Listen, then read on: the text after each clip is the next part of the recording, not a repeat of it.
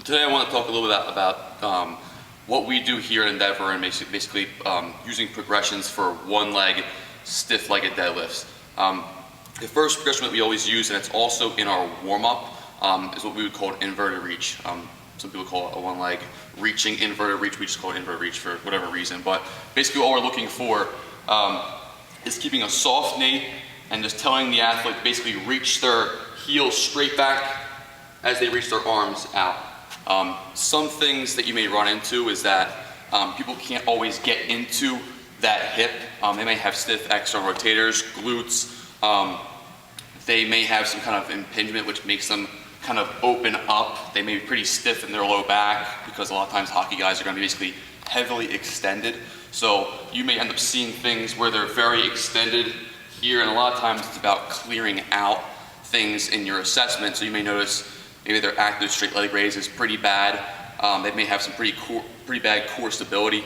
So before you even start doing those things, it's important to basically assess and make sure that they can do these things first. The reason why we put it in our warm-up is to make sure that it's a pretty important pattern in our opinion, and if they're coming into our facility 2 or 3 times a week, even up to 4, they're getting that pattern every single day. So we can coach them every single day with that. So we would always start out with the inverted reach in the warm-up. The next thing we would start out with as a second progression is not lift the ball yet, but using something to cue them a little bit better so they can actually have something to reach for, whether it be a wall, whether them use their arms to reach out, or actually have their leg reach back. So how I would start somebody, if they're not getting it like in space in the inverted reach, we'll just basically move them to maybe 2 feet where a wall is and say, I want you to basically keep that pattern, but can you touch your foot to the wall? And if they get right there, they move up a little bit more, and then they try again. Can they do it again? Can they reach back and touch the wall? And I'm getting about to my end range right there, as you can see.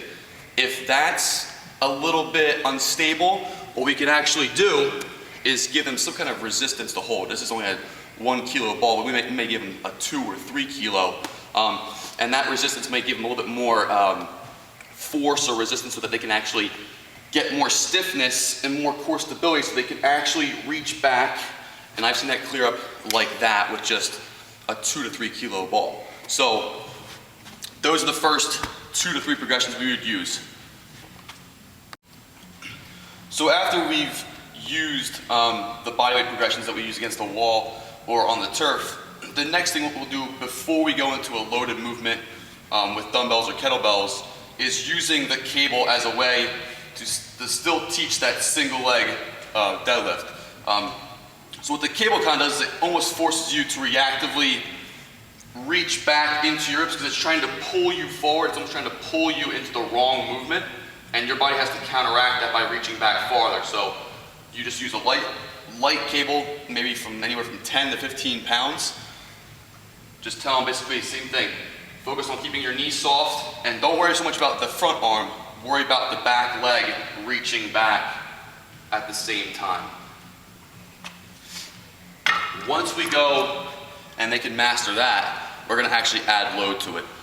So the first thing we're going to be doing is either using a kettlebell. I like the kettlebell. You can also use a dumbbell. It's not a problem. But whatever leg is going back, we're going to tell them to crush the kettlebell with that grip. Keep that knee soft again, and then just slide that kettlebell down their knee as they reach back, and then pull through. Once they get the one leg, one kettlebell or single kettlebell SLDL, we'll obviously add more load and use 2. So basically just holding 2 dumbbells or 2 kettlebells and doing the same exact movement.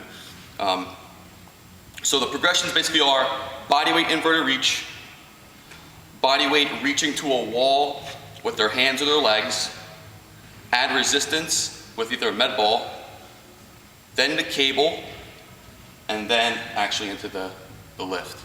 Some things to consider when you're looking at the movement is that some compensations are almost always, they're either going to lock their knee out because they just don't get it at first, but that's a pretty easy fix. But the biggest one we always see is that as they're going through the movement, they open up their hips, and that can be a variety of factors.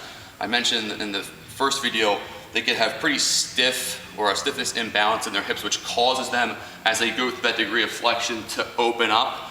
A lot of times with hockey guys, you're gonna see some kind of hip abnormality, and because of that, and what I mean by hip abnormality is FAI, or femoral acetabular impingement. So we try to discourage them from getting that 90 degree of hip flexion. If you notice, if you look at me from the side, if I go through here, I'm about 90 degrees of hip flexion. I might be even more. So we may even tell them to back off a little bit and only stay about there. That's gonna obviously prevent them from any bone on bone, any crushing on their labrum basically, because they can't get into that 90 degree hip flexion. That's also something you want to think of with their single leg exercise to make sure they're not getting deep into that hip. So you may notice that those guys with FAI, they may get here and you see that. And it's not that you can keep cueing that all day long, but the fact of the matter is that they just can't get there, so just keep them above where they're opening their hips up. Hopefully that was a good progression for you guys to use. It's basically simple, it works, and hopefully you guys can try it in the future.